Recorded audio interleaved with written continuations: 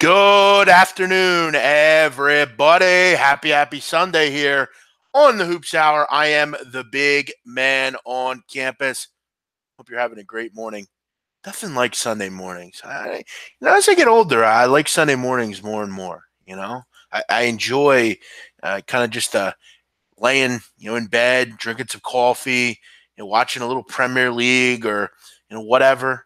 Wake up, grab some, grab the computer and start looking at the games for Sunday. And I usually don't do stuff on Sundays just because, as the Lord says, it's a day of rest. But you know what? I owe everybody breakdowns, and I'm here. This is what I do. This is why I'm a professional. So make sure you subscribe if you're new to the show. What we do here is talk about college hoops and all sorts of different things. Subscribe to the channel. I would appreciate that.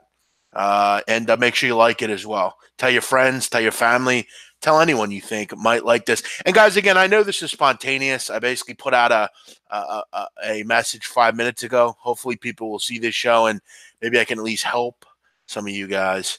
Don't call me big boy either. My name is Big Man. Don't call me big boy. I know I don't owe anyone anything, but I get that. So I'm here to help. Do me a favor, guys. Yesterday, 3-0 on my premiums. Great day. But it's not something we're going to harp on for too long. You pick up your bootstraps and you move on. 3-0 is yesterday. You have to finish out the week strong. That's how it works in this business. I am 5-0 this week, but that doesn't mean anything. We need to take care of business today. We have a play to do that with. If you want to join the show, you can join the show. But if you want my best picks, the picks that I go to first, you can join me at rightwager.com. I'm killing it right now, and I'm hoping to continue to kill it. Make sure you join me if you're interested, rightwager.com. That's all I'll do with that. Let's get into the games. We will, again, I know there's a game that's already started, and it's no surprise, but Lafayette is beating Holy Cross. This Lafayette team is better than they lead on. I mean, their record's not great, but this is a pretty decent basketball team. They're not going to wow you defensively. They don't do anything to really bother you, but they have some guys that do a nice job as far as shooting the basketball. Their three-point acumen is terrific. Whether it's Jaworski or Petrie, this is a pretty decent basketball team as far as shooting the ball. So it's no surprise that they have a lead. Clearly, though, if you know anything about basketball, just because they have a lead doesn't mean that they're going to keep it. We'll see how that goes. Let's start it out. Ohio State heading on the road to take on the Indiana Hoosiers. Two teams, obviously, that have been disappointing this year. No one will argue that. Indiana, though, Assembly Hall, great place to watch a game, great place to play a game. But, this team has lost 8 of 9. Okay, the only win was against Michigan State in a game that I just don't think Michigan State played very well in. They followed it up with a loss at home to the Iowa Hawkeyes. I mean, these are two teams that you just can't really figure out. But you look at all of a sudden, Ohio State's won 3 of 4. Again, 3 of those 4, 3 of the wins were against subpar opponents and against really the bottom of this conference. But if you look at Ohio State, this is a decent kind of 5-6 game run for them. They're hanging, let's say. They have Indiana today, then they get Illinois. They got Northwestern coming up, and they got Michigan State wedged in there. So they have a favorable schedule outside of Michigan State coming up, really an opportunity to win some games. And, I just don't really see what and why Indiana. I know Indiana's at home here, but that's really all you have working for you here if you're Indiana. This team is useless from the three-point line. They really look – everything that they want is going to come within side to three-point range. They want to get into the lane. They want to really kind of be efficient in the half court. That's not really something Ohio State's going to be able to do. Ohio State's a good defensive team. I think they're much better on offense than Indiana. The injuries have just caught up to the Hoosiers. I mean, whether it's Green or Davis or whoever, they haven't really gotten a lot of Evan Fitzner. I think they thought they'd get more out of him from St. Mary's. Just haven't. They're a big team, but right now they're lacking that height. I like Ohio State here. I'd lean that way here. I would grab the points if I had to here. Welcome in everyone checking out the show. Obviously, I know everyone that was on Friday is not going to see the show, or even yesterday is not going to know that we're on the air, but we are. So retweet this on Twitter. You get it out to people that may not know we're on the air. I only really decided to do the show about 5 minutes before I started it. Thank you, Dante. Appreciate it. Any comment on Kentucky? I thought it was a foul late. They didn't get called. Kentucky did what they had to do. They're not slipping up. That's one thing about Kentucky that I have to respect. Generally, their immaturity or their non-cohesiveness will step up, and it hasn't.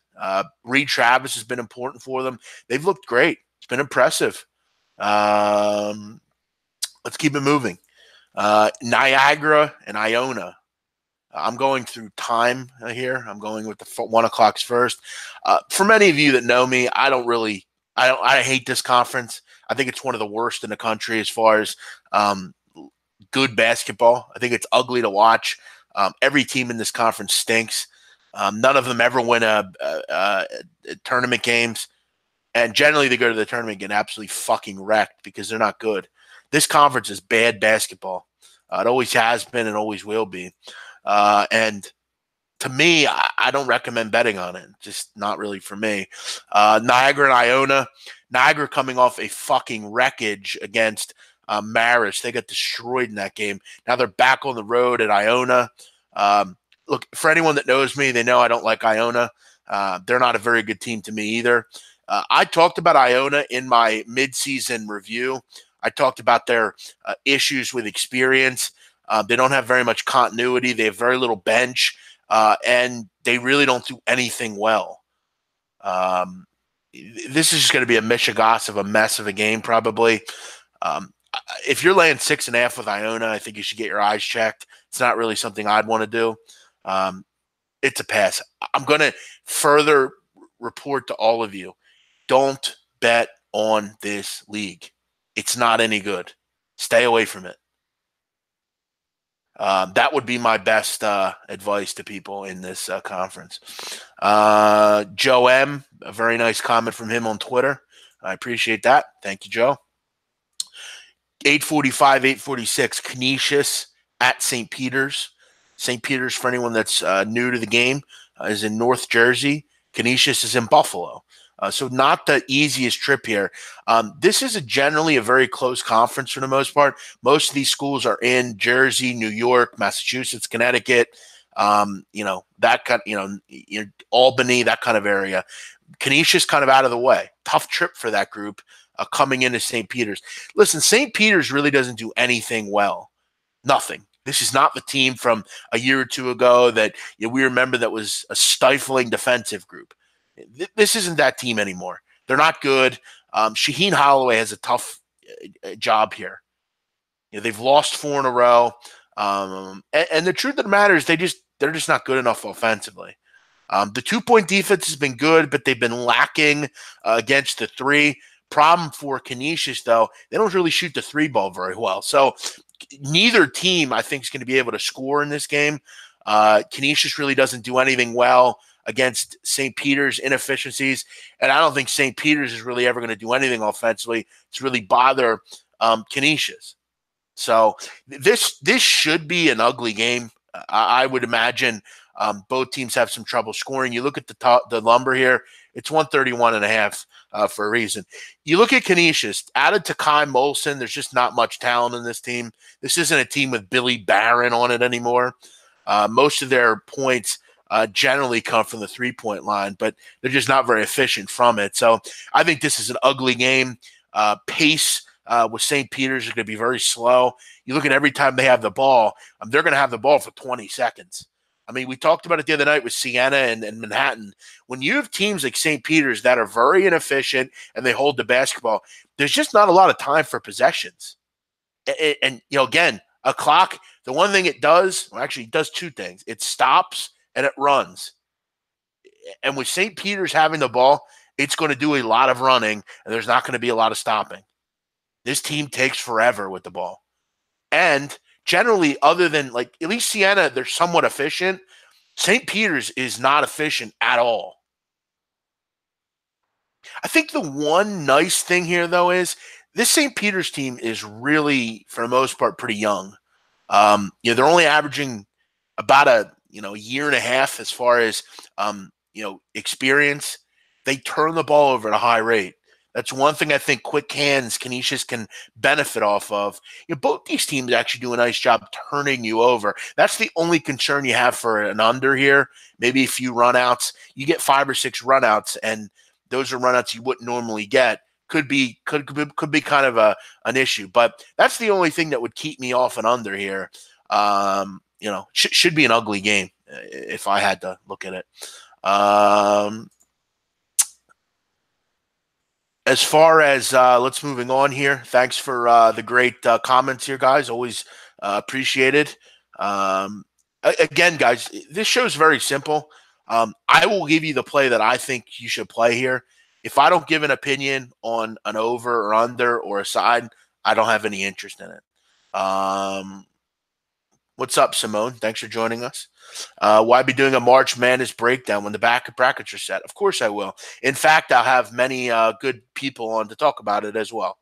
For anyone that's curious about what I'm doing coming up, we can take a short break here as we don't have any more 1 o'clock games. In fact, we have one more, but I'll get through that quickly, and we'll get to the rest of the games. For anyone that's curious about what I'm doing going forward with college hoops, obviously we'll do the show every day at 5 o'clock. We'll do the shows on Saturday and Sunday as well. Sunday will be generally around the noon area, depending on when we have games. As far as my conference tournament previews, I will have a preview for every conference, all 31. That is something I can guarantee you will see. I am a guy that will stick by the content. I will put a preview out for each one. I'll give you a pick. I'll give you a sleeper, and we'll even have some guests along the way delivering their opinions. A guy named Andy from the Deep Dive podcast is going to join us. He works real well with Whale Capper. They do a great show. Andy's great with mid-majors with me. So we're going to do some of those. I'm sure we'll have Greg join us at some point. Mike Randall from the Screen the Screener podcast. I'm sure we'll have him join us at some point. Going to be plenty of good content here. So make sure you subscribe if you haven't. You don't want to miss out on anything. LeJay is checking in for Patterson. Welcome in, LeJay. Thanks for joining us. Patterson, New Jersey in here. Thank you, David. Appreciate it. Thank you, Edgar. Paco, thanks for joining us. Mark Schwitzer, thanks. Appreciate it. Yep, we do what we can do here. Anthony, thanks, buddy. Thank you, Devo. Alan Action. They're the greatest. Last year I gave out LIU Brooklyn 10-1. It was a banger. Sorry, YL. North Jersey representing here. A lot of good North Jersey people. I know Alex Wanders from Hoboken. We got some callers that called into our CKG show when I was on it from Jersey. Brad's calling in from Amarillo. How about that? Amarillo and Patterson, New Jersey, two of the most opposite places on earth. We have two people. That's what's great about the internet, isn't it? You have guys that literally from all walks of life that join us on these shows. And that's why when they tell you life's a popularity contest, they're fucking lying. There are so many people that can coexist, and this is a great way to frequent and show that. We also have, again, we don't need everyone's location. But thanks to all you guys for sharing, the ones that did. Waterbury, Connecticut. Oscar's from Mexico. Mexico, great place. Nashville, Tennessee. We got Florida in here. So many different locations. Thanks for joining us. Let's keep it moving here. UMBC, the Retrievers, heading to take on Maine. And I've talked about Maine. The Black Bears have been gutsy this year. How about Maine? They have really thrown a little bit of a wrench in team's armor. Listen, I'm not going to tell you that the boys from Orono are any good, but they're a fascinating team. They have 5 wins, but you look at their games. They play hard. Now, again, I know they got beat by Vermont by 23, but that's Vermont. Look at all the other games. They lose to Hartford by 1, Stony Brook by 3. They're hanging in games against Central Connecticut and Brown and BC. First game these guys played, it was a 9-point win for UMBC. And while I think they can go get the job done here, this is not the Retriever team from last year. They're not the same group that's going to get hot from the outside. They're really a team that slows their tempo and really looks for the best shot. For anything about Maine, this is kind of random, but their coach was the Maine's women's coach. He decided to switch gears and go over and coach the men's team, Richard Barron. And I'll tell you what, they played hard. It's been impressive, and it's been fun to watch. Do I want to bet this game? No. This is up to 4.5 at this point. It was at 3 a few hours ago, so obviously a lot of public coming in. Look, the public's betting UMBC here, maybe. This is a lot of sharp action, I'd imagine, though. Gun in my head, Maine's been scrappy, but it's a pass for me. 823, 824, LaSalle, George Mason. Don't have much on this one. Mason should get it done, but this is a GM team that's been pretty disappointing to me this year. They're at home, though, and they have looked better, winning 5 of 7. They are going over through 2 bad road losses, but they're back at home today. LaSalle is a team that I just – look, outside of Pookie Powell, there's just not much there for LaSalle. Ashley Howard's trying to get this team rectified. And, they're playing better. They've won 4 in a row. They've won on the road and won, and they've won at home. But you look at the 4 wins, they are against the bottom teams in this conference, teams that, they probably 6 times out of 10 will beat. You beat Fordham, UMass, Richmond, and St. Joe's. Nothing there. This is obviously a big step-up game in this conference. I like what George Mason's doing. One thing about George Mason I love is the guard play. This actually is going to be a great game from a guard perspective. Livingston, Router, and Boyd against Powell and Beatty. This should be a great guard matchup. I'd imagine we'll see some points in this game. Both these teams like to get to the free throw line. Both these teams are somewhat efficient. Obviously, George Mason. Not a ton of height in this game, though. You're not going to see a ton of banging down low. Outside of Croswell, LaSalle just doesn't have very much, big wise. So this should be a pretty decent guard game, but I think George Mason does enough to probably get the job done. But as I've said, they've kind of been inconsistent this year, so not a game. I mean, you go to Richmond and lose by 14. What's that all about? Pass for me. Central Florida SMU. I call them SMU just because that's what they are, SMU. Central Florida is a team that has probably been, to me, the most disappointing team in the country. While they could still get into the tournament, it's unlikely unless they reel off. They still have some big games. If you don't think Central Florida has a chance, you're nuts. I mean, they have plenty of games to prove it here. But the Memphis loss was bad. This team has not looked good on the road this year. You look at as far as them, they have 2 road wins. One was UConn and the other was dreadful Tulane, who's 294th in the country. So they've just not done much on the road. And I've talked about these 2 teams as what you can do and what you can't do. SMU, it's very simple. Without Jere Foster, I don't love them. Jere Foster is a guy that if you look at when he's in versus when he's out, he's a really important piece. Without Jere Foster, I don't have a lot of interest in SMU. And I do think UCF will have a lot of clear shots from the 3. Can Aubrey Dawkins knock them down? Aubrey Dawkins has been real disappointing as well. I thought he'd be better from 3 this year. He hasn't been. They've, in large parts, looked poor. They've been streaky from 3. I don't love what they can do from the outside. It's not a great matchup. I considered the under in this game, but I wasn't able to get the best number. So I think it's kind of a rock fight kind of game without Jere Foster and without the acumen for UCF. Look, the game's really a clash because UCF has the ability to get hot, but like any team, banking on a team to get hot from 3 is not a way to win bets. If you can get 134, maybe I'd take a small shot here. But I think both teams will struggle to score. It's just how these teams play defense. It's tough. It's tough. Here's the problem with UCF, though, and while they're so make or break, the last thing I'll say on UCF is teams are not stupid anymore. You know how you beat UCF? You attack Taco Fall, get it 2 fouls quick, get him out of the game. If you can get Taco Fall out of the game, you're going to have a good chance against Central Florida, and teams are keying in on him. You look at the last couple games they've lost. He was out early in the Memphis game. He was out early in the Houston game. He's not in the game. They don't have a lot of chance to win because their defense is nowhere near what it should be with him in the lineup. He alters shots. He makes it difficult on everything. It's hard to get into the lane. It's just something that's very difficult.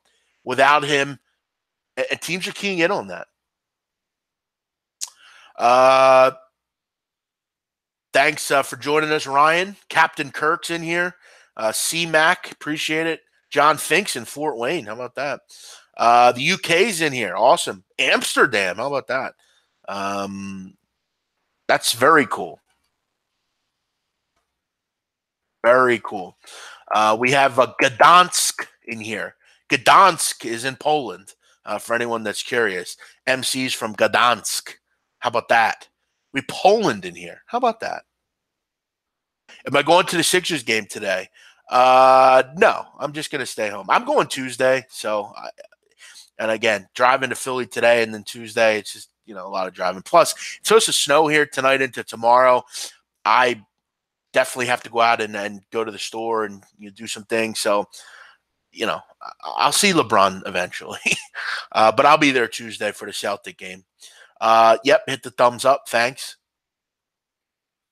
Thank you, Joe. Thank you, Kyle. Let's keep it going. Connecticut, Memphis. This game is interesting to me because if you're following along at home, we all know Jalen Adams is out. He's not playing today. In fact, he's not going to play for 4 to 6 weeks. To me, that's a big loss, clearly. I mean, he's their best scorer. I mean, he's a killer. But Altree Gilbert's even worse. Gilbert they've talked about he's getting closer, and he's been in lineup lines, and he doesn't end up playing. I read recently that last night, according to Hurley, the injury's a little bit worse than they thought. He's getting there, but he's not back. So him playing today is not going to happen either. But you have a Memphis team right now that, you have to wonder. This team seems to play down the competition a lot. And you're laying 7.5 in this game. You're not laying 4 or 3. Do I think UConn's good without those two? No, I don't. But I think Vital, Terrence Smith, Carlton, I think they slow tempo and basically make it difficult. I think the first half might be an interesting play with Memphis, but I got to be honest. I've seen Memphis live. I love Penny Hardaway. I'm not going to lie. But I think this team is a mess as far as offensively. They just run around and just go nuts. I mean, they're not good from 3, really. They just kind of run up and down and take bad shots. They're not well coached right now. I think Penny's a little bit more interested in the recruiting trail and being Penny Hardaway than he is being a coach. And he'll get into that. You notice, here's how you know Penny Hardaway is maybe not focused. Every time you hear about Penny Hardaway, what are you hearing about? You're hearing about he's talking about the coaches. He's worried about what everyone else thinks. It's never about the game. Penny seems to me right now that this team's just a little bit, kind of all over the place. And I've seen them. They're all over the place. Jeremiah Martin's great, but he's streaky. From a betting perspective, I thought maybe at 5-6, I had some interest in Memphis, but now it's getting out of hand. I mean, the whole world's on Memphis here. So, I wonder about it. I wonder about Memphis and their ability. They should win by double digits, and Jalen Adams is terrific, and not having him is going to hurt. Altree Gilbert's their point guard and floor general. That hurts. But sometimes it's all about stepping up. I don't love their depth, but I don't love Memphis either. Guys, again, I know we get a lot of new people on this show, but you do not have to ask about games. I will get to all of them. Please stop clogging up the chat asking me about what I think about games. I will get to them. I promise. Does Memphis win the game? Of course they win. But it wouldn't. It's frankly with this group, it wouldn't surprise me if they lose either. If I had to play this, I would look Memphis first half. They seem to be able to kind of roll off this crowd a little bit. I think early the tempo will bother Memphis or will bother UConn. So maybe that's an angle here. But it's a tough one. It really is. Oral Roberts in South Dakota. I considered Oral Roberts here. The reason I didn't bet this, or you didn't bet it big, it's not a premium, is Nezekezi's out. Nezekezi is their leading scorer. According to the people that I have at Oral Roberts that I follow, I received some info that the guess is that he's not going to play today. They want to make sure that he's healthy late in the season, which that's what you're going to start seeing, guys. You must pay attention to these lineups. You have to, because what guys and teams are going to do, you look at a team like Oral Roberts, and this is important to know in any conference. A team like Oral Roberts, they're not winning this conference. They're pretty much set where they're going to be as far as this conference. Obviously, seeding's important, but whether you're the 5 or 6 team, they're going to keep a guy out for a game or two to get him healthy late in the season. They late in the season have North Dakota, Western Illinois. They have some winnable games late in the season to improve standing. I'm not saying that they're keeping guys out and they're going to do that and that's what they should do. But again, if you can keep a guy out for a game or two so he's healthy for the conference tournaments, that's what you're going to do. And teams like Oral Roberts obviously aren't going to win this conference right now, at least. So you want him late in the season for seeding and that kind of thing. They want to get him close to 100% so that him and O'Banier can play well together. I still think this is too many points. I still think O'Banier and guys like that are good enough to hang with South Dakota. This South Dakota team's not a vintage South Dakota team. This is not the team with Matt Mooney and Craig Smith and Hagedorn. These aren't that. This isn't that team. This is not the team that won the tournament last year and or went to the tournament last year and this isn't that team. This is a average to below average Summit League team. That's what they are. I think they win by 4 or 5, but I'm not ready to lay 7, 7.5. I'd lean Oral Roberts here. I think they're good enough even without Nezekezi.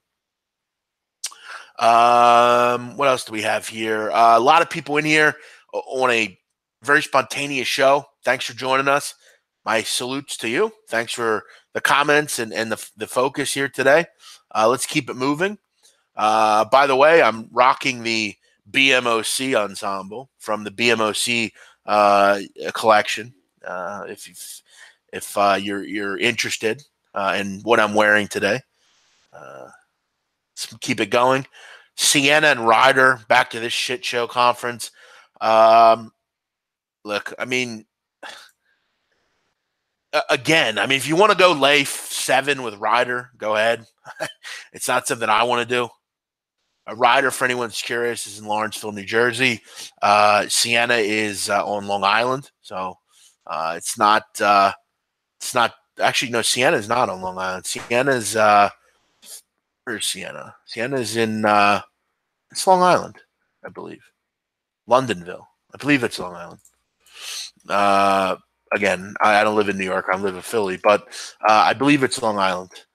In fact, I'm sorry, I'm wrong. It's Albany. I guess you're right. It's Albany. They're up. They host the tournament every year up near Albany. There you go. Not Long Island. But either way, most of these schools are close. Yeah, look, I'm not running to lay 7 in this conference. This game's a pass. I don't care. Thanks for joining us, Jeff. Thank you. Thank you, James. Thank you, LaJay. Appreciate it. Guys, again, I don't need 8,000 people. I'll figure it out. I'm good at that. I can figure things out. I don't need 8,000 people telling me where Siena is. I'll figure it out. I got a computer in front of me. I'll check it out. Ryder's been an abomination this year. Yeah, I thought they'd win the conference easily. But here's what you're betting on if you're betting Ryder today. This is a team that's lost 3 in a row against Monmouth, Manhattan, and Canisius. I don't understand why you'd want to bet this team. I don't. What do you think? They're just going to figure it out? They're going to win by double digits today? Siena slows it down. They're going to make them play at their tempo. Here's the great thing about Siena. They're well coached. Jamie Christian's a terrific coach. He was fantastic at Mount St. Mary's. He's good at Siena. This Siena team's won 6 of 7. What do you think? They're just going to stub their toe today? They're playing well. You don't buck those trends. I don't like Ryder. I never have. Other than the beginning of the season, I lean at Siena here. Fuck it. I'll take the Saints. Alex Marquez. It's his first time here. Thanks for joining us, Alex. Appreciate that. I already talked about St. Peter's. I'm not going back on that. You have to re-listen to the show. Alan Action is our resident welcomer. Great guy, Alan Action. Thanks for joining us. Izzy Tavares, what's happening? Kurt Matchett. This guy is a scam and is having a losing year. I hope nobody tails him. Well, Kurt, listen, here's the thing. I don't mind trolls, but if you're going to come in the show, at least be honest. I mean, I'm a scam. Well, I'm up 4 units on the season, and I'm 37-20 since December 1st. So, again, thanks for watching, but at least be honest about your opinions. You want to come on the show and say, Big Man's hair looks like a wig, or he's a fat fuck, or, he's ugly. That's fine, because maybe those are true. But if you're coming in here with bullshit that's not true, that's how you get blocked.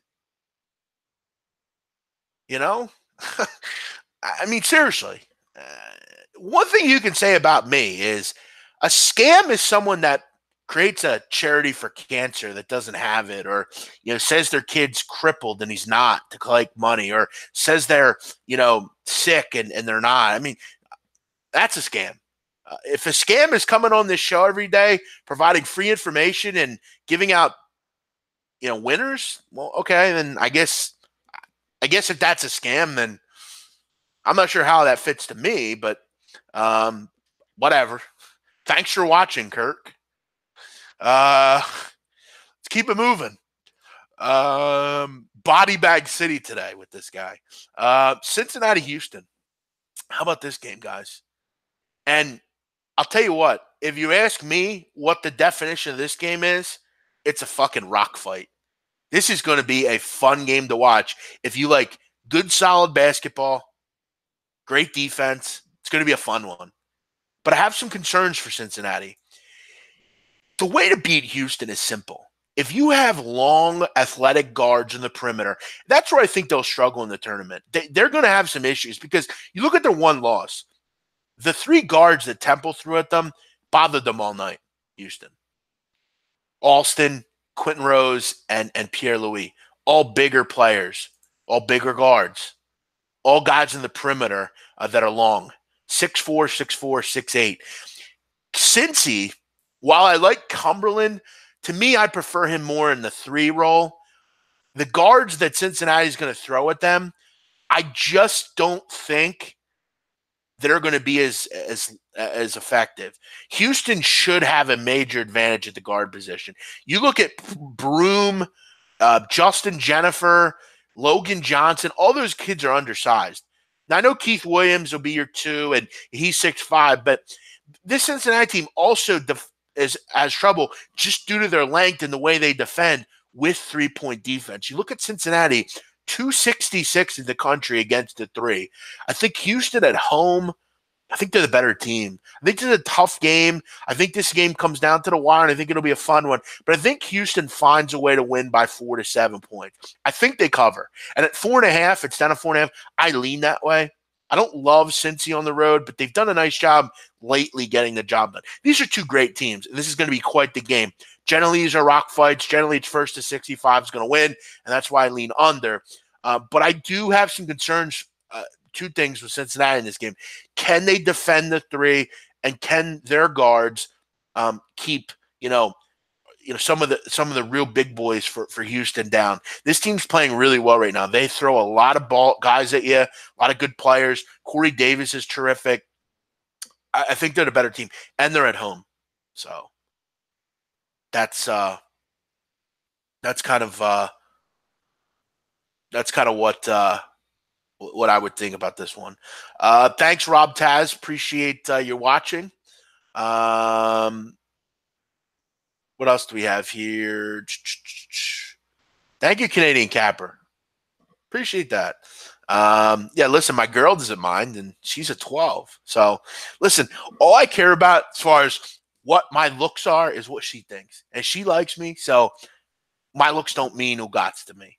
But listen, you caught me at 12 o'clock on a Sunday. God forbid I don't have my hair done and I'm fully ready. Sorry, guys. I would have a suit on and showered if I was going to a studio today. But this is me. I'm like everybody else. I wake up, I look at the card, and I have some fun. Glad to see you smiling and doing your thing. Appreciate it, Blue FM. Thanks for watching. Thank you, Mark. Appreciate it. Am I laying 5 with Houston, though? No, I am not personally laying 5 with Houston.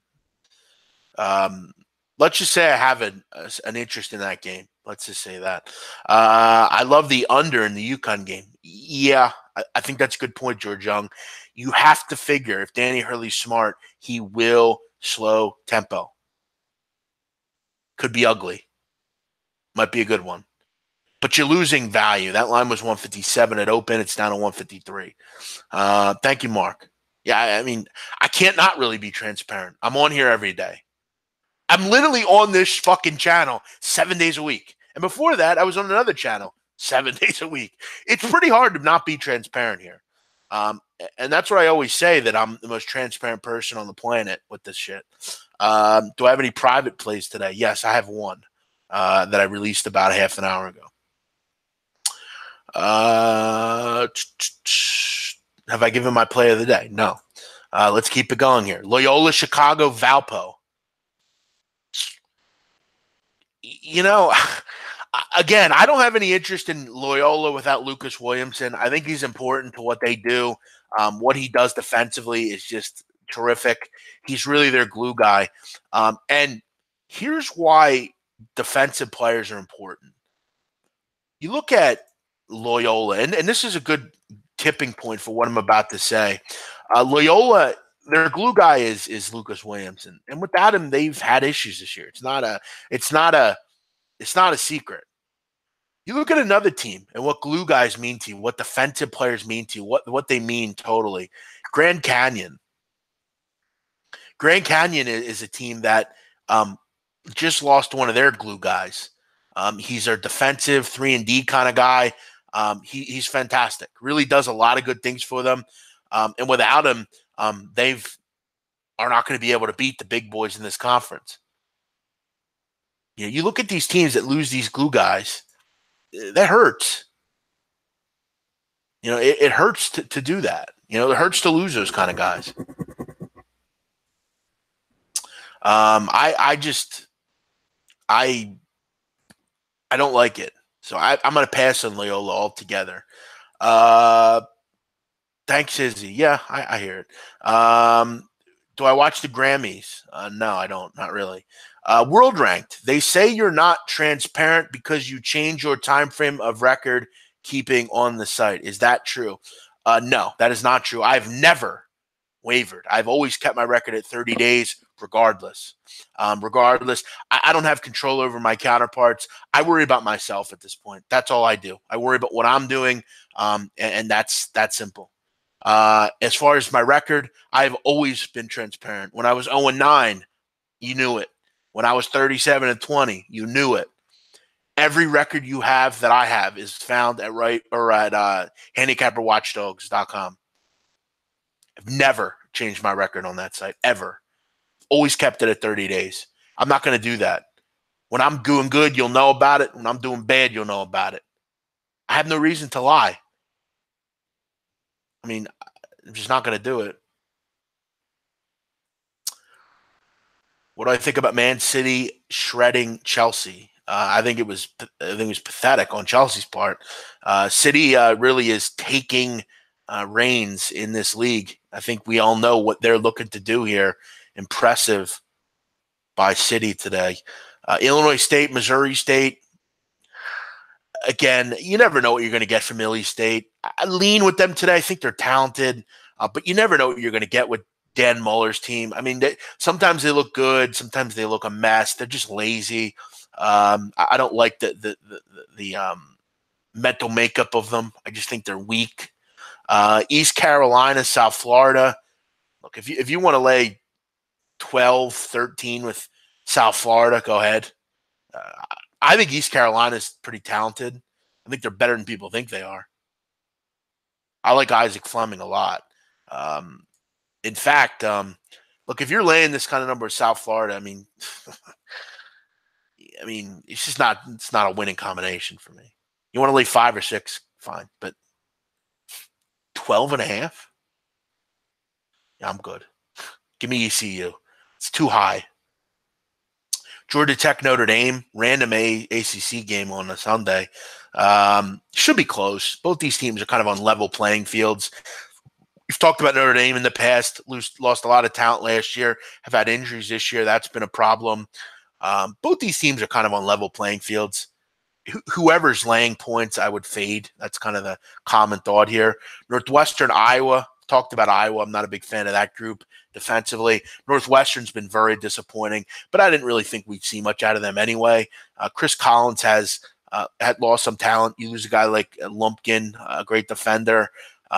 You lose talent there. You can't replace it easily. I thought they'd be better than where they are, but both teams I'm not in love with. You want to lay basically you have to lay double digits with Iowa. Go ahead. Stanford, Oregon, last game here. I mean, if anyone can figure out the Pac-12, I'd like to hear from you. I mean, this is the weirdest, baddest conference in history as far as Power 6 is worth. But Oregon at home here do a lot of things well. They defend at a pretty high level for the most part. Pretty effective. I kind of like the over, to be honest. I think this can get to 140, but the last 3 games, Georgia Tech, Notre Dame, Northwestern, Iowa, and Stanford, Oregon, I mean, messes. Like I said, I have one premium selection today. The game that was very close for me is East Carolina. It was so close that I didn't even understand the line. And I almost talked myself out of it because I'm thinking to myself, why is East Carolina getting 12.5 in this game? I don't understand. Look, is South Florida improved? Of course they are. But listen, Yetna is hobbled. And look, they don't make their free throws. They're not really that efficient on offense. And ECU is, frankly, a decent defensive team. I don't know. I just can't bring myself to lay this kind of number with Southern Florida or South Florida. Which, by the way, I don't know why they're called South Florida because they're not in South Florida, but they're in St. Petersburg, which is north and central Florida. So, yeah, good luck with that. Good luck laying 12.5 with South Florida. Maybe this is one of those games where it's like that game yesterday with what game was that? The other night we were arguing about. Oh yeah, the Yale game where we were arguing with Brian or whatever his name was. It could be a game like that, which I kind of called. So yeah, play of the day, East Carolina. Shout out to the Pirates.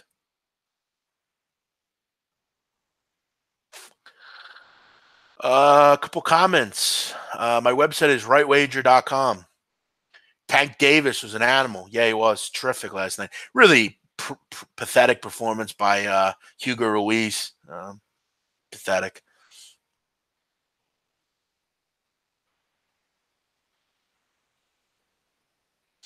If someone said they're best at breaking down games in the capping business, but not a good capper, how would you take that comment? I don't have any idea what you're talking about. I do think I'm the best at breaking down games. But here's the fucking point, World Ranked. I don't play the game. But over the last 2 years, I'm up over 50 units. So, I mean, that's pretty good, isn't it? I've seen you in other chats, World Ranked. You're a bit of an asshole.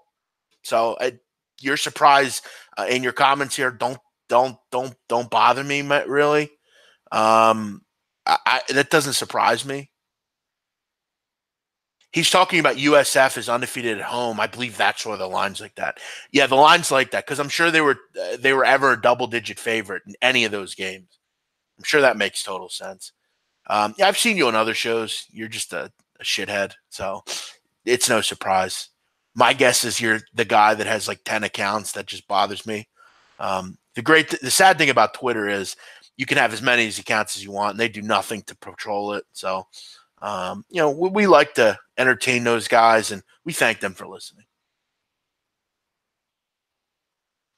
Again, I want to make this very clear. This didn't make my card. I'm giving you my best opinion on it, as I did with all these games. Well, I bet on NASCAR this year. Yeah, I'll have a Daytona 500 preview this week. You can look out for that. Obviously, I have some more time that I can do those videos. Enjoy NASCAR. Enjoy betting on it. It's fun. Okay, so guys, go ahead and bet South Florida then. Good luck. Hope they win for you. From a handicapping perspective, though, I don't see it. I could be wrong, though. Not always right. What do I think about the Sixers today? I think that Sixers are a little overvalued at 7.5. I'm not betting it though. I don't have as far as I'm not going nuts on it. Will it be a contest play? Maybe the Lakers. I think the value is there for them at 7.5. I think it's there. Have I put in a bet yet on it? No, I haven't. I haven't really. Other than 2 selections I've made, I haven't made all my selections at the contest yet. But yeah, I mean, gun to my head, I'd take the Lakers. I think, to me, I think this line should be 4.5 or 5. Anytime I can get LeBron James getting 3 possessions, I'll take my chances. Sixers a little overvalued after Friday night. So, you beat the Nuggets by, 6 or 7, whatever it was. And I think it's worth a look.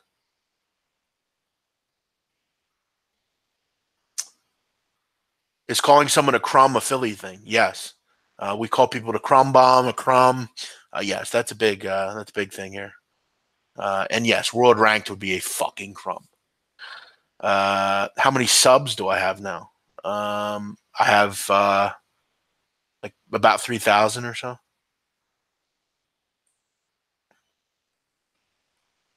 Thank you, YL. Appreciate it. Thank you, Southside. Thanks, Cody.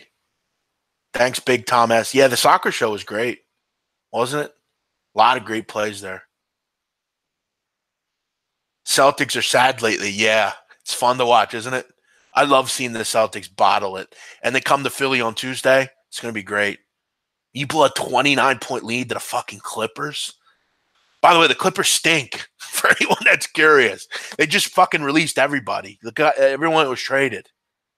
Lou Williams and Beverly put that team on their back, yo. Couple early scores. Ohio State up early on Indiana.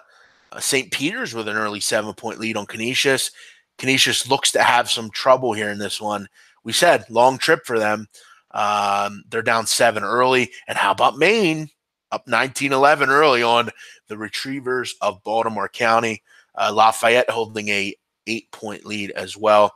So there you go, guys. That's it for the show. I'm going to go and grab some lunch and grab a shower. So all of you enjoy your day. I'll be watching. Your questions are stupid, World Rank. Listen, whether I'm winning or losing, I'm always here. Never hidden, ever. And I'll face every question presented to me. I'm not that kind of guy. It's not me. Whether I'm winning or losing, you're going to see me here. And I thought I was overly open when I was 0-9. I fucking had to face the music. It sucked. This guy made 45 units last year. He comes out and starts the season 0-9. You don't think I caught shit for that? You don't think people blow me off after that? It's not about how you start, though. It's about how you finish. And that's what you should remember, World Ranked. I'm fucking right here. I'm in front of you. And I was in front of you then, too. And I took a lot of shit for it. But as my father always told me, you're going to get knocked down. You got to get up and keep going. You're going to take shots in this business. It happens. If you don't fail in business, to anyone out there, you will. So there's a little treat for you. People are asking me what the record for King Rails contest is. The King Rail contest is a close one. We're having fun with it. We are through about, what are we through here? We're through, we got about 70 picks. We only have about 12 or 13 left. I am 39-30 for 56.52%. I'm up 6 units, 6.03 units. King Rail is 37-29-3, so he's very close. 56.06%. He's up 4.95 units. So very close contest. Every game is important right now. So making sure we select the right games. It's going to come down to the wire. I had a nice lead on him, but he was able to cut the deficit. So nice work from him. We have about 5 days left, so should be a fun contest. Contest ends on Thursday, I believe. So we have we have a lot going left. So we got to figure it out here. Couple more comments here. David, thanks for watching. What do I think about LaSalle +7? Didn't really have much opinion on that one. You can rewatch and listen to it. Jeff Crockett, thanks for watching. Any relation to Davey, Jeff? God bless. Mark, why am I so mad, big man? Why are you so mad? I'm not mad. I fucking love this. I love this. And I love putting the trolls in body bags. That's what I do.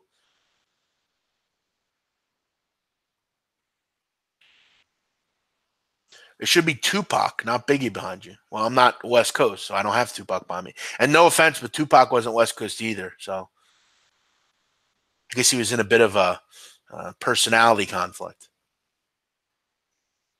All right, guys, I'm out of here. You all enjoy your day.